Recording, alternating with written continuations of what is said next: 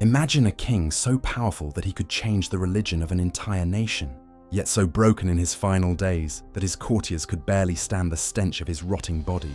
That king was Henry VIII, the man who had 6 wives, executed 2 of them, and ruled England with an iron fist. But what if I told you that this mighty ruler, once feared across Europe, spent his final days bedridden, bloated, and begging for life? Today, we'll dive deep into the tyrant's bloody demise. From his golden years of absolute dominance to the slow, painful, and humiliating end that history books often gloss over. So buckle up, because once you hear how England's most notorious king really went out, you'll never look at royalty the same way again.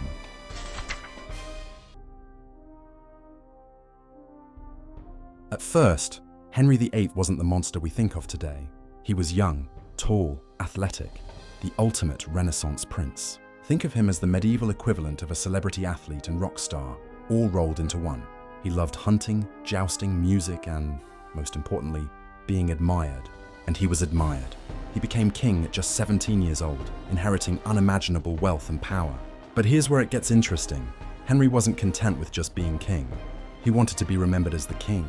So he waged wars, built palaces, and yes, married 6 times in his desperate hunt for a male heir. He wasn't just shaping England, he was reshaping Europe. When the Pope refused to grant him a divorce, Henry literally broke away from the Catholic Church and declared himself the head of England's new church. A bold move, right? But this arrogance would plant the seeds of his downfall.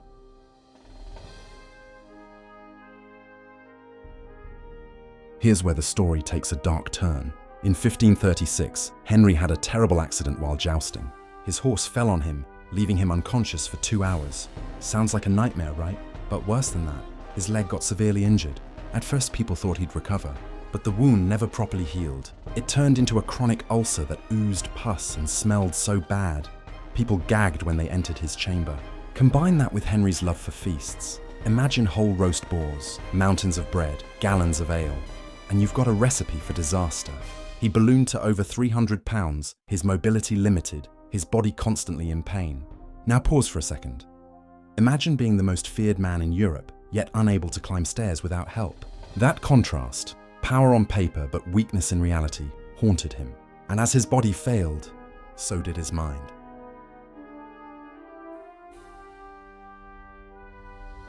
Henry's paranoia became legendary. He no longer trusted anyone, not advisors, not friends, not even his wives. Thomas More, once his closest ally, was executed. Anne Boleyn, his second wife, was accused of adultery and beheaded. Even his best friend Charles Brandon started to keep his distance. By now, Henry's cruelty wasn't just political, it was personal. He ordered executions left and right, silencing anyone who dared question him. Imagine working for a boss who might literally have your head chopped off if you disagreed.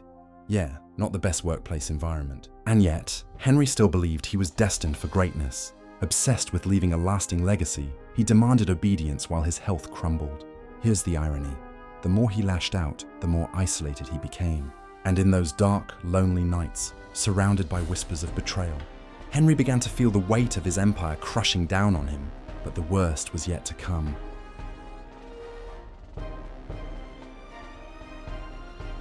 By his mid-50s, Henry was a shell of his former self. He could barely move, carried from room to room by servants. His once athletic body was now grotesquely swollen. Doctors tried everything, poultices, potions, prayers, but nothing worked. His leg ulcers grew worse, bursting and bleeding. The smell of death clung to him. Some courtiers refused to be in the same room. And yet, even in this state, Henry demanded absolute power. His voice was still terrifying and his temper explosive. Imagine being a servant who had to change his bandages. One mistake, and your life could be over. But behind the fury was something else. Fear. Henry knew his end was near. He was haunted by guilt, by the faces of the people he had executed, and by the question that plagued him. Had he secured his dynasty, or doomed it? Every day became a battle, not against enemies, but against his own decaying body. And still he clung to life.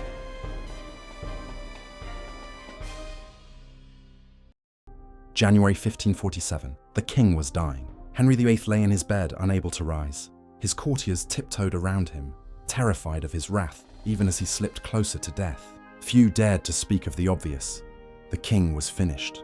Legend says Henry was so paranoid he wouldn't admit he was dying. Asking for last rites meant acknowledging weakness. Instead, he demanded silence. Even priests had to tread carefully, unsure if ministering to him would get them executed in his final breath. Picture the scene. A once mighty ruler, his body grotesquely bloated, his leg wounds oozing, his voice reduced to angry whispers. And then, on January 28, 1547, Henry VIII finally died. The tyrant who once ruled England with fear met the one force he couldn't control, death. But what happened after? Here's the chilling part. His coffin reportedly leaked fluids during the funeral procession, and dogs were seen licking the blood that spilled. A gruesome, almost poetic end for a bloody reign. So how do we remember Henry VIII? To some, he was a visionary, the king who broke England from Rome and established the Church of England. To others, he was a monster, cruel, paranoid, and obsessed with power. In truth, he was both. A man who reshaped a nation, but destroyed himself in the process. His legacy is written not just in law and religion, but in the blood of those who suffered under his rule. And his final days remind us, no matter how powerful you are, no one escapes death. And so, the story of Henry VIII comes to its grim close. A king who once commanded armies, bent popes to his will, and shook the very foundation of religion itself. Ended his life broken, bloated, and feared not out of respect, but out of sheer terror. In his youth, he was everything a Renaissance prince could be. Tall, strong, intelligent, charismatic. He dazzled his court and terrified his enemies. But power has a way of changing men. And for Henry, that power became an addiction. Every decision, every marriage, every law, all aimed at feeding his ego and securing his legacy. But here's the truth. Even the greatest thrones crumble, and even the most powerful rulers fall. Henry's paranoia destroyed friendships, his cruelty ended countless lives, and his health betrayed him. By the end, he wasn't the strong monarch on horseback charging into battle. He was a man carried by servants, barely able to lift himself from his own bed. And yet, even then, he demanded loyalty. He demanded obedience. He demanded to be feared. His courtiers whispered in terror. His priests approached him in silence, and his family walked on eggshells around a dying tyrant. Because even as his body failed him, his wrath remained as sharp as ever. What makes Henry's story unforgettable is the chilling irony. The man who once seemed unstoppable was ultimately defeated by time, disease, and his own excesses. The same appetite that built his empire, his hunger for glory, power, and indulgence, was the very appetite that destroyed him. And perhaps that is the lesson of Henry VIII. No matter how high you rise, no matter how much you conquer, no matter how many people you command, there are some things no king, no emperor, no tyrant can control. Death comes for us all. Henry's legacy, then, is not simply one of politics or religion. It is a human story, a story of ambition without limit, of desire without discipline, of fear without peace.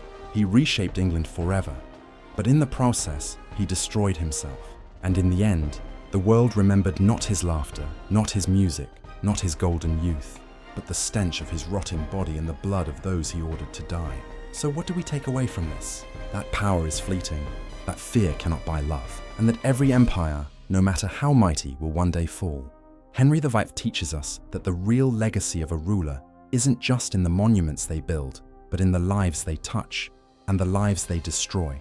And if you think Henry's story was chilling, wait until you learn about a kind of power that doesn't rot, doesn't corrupt, and doesn't fade. A power you can hold in your own hands, not as a king, but as an ordinary person.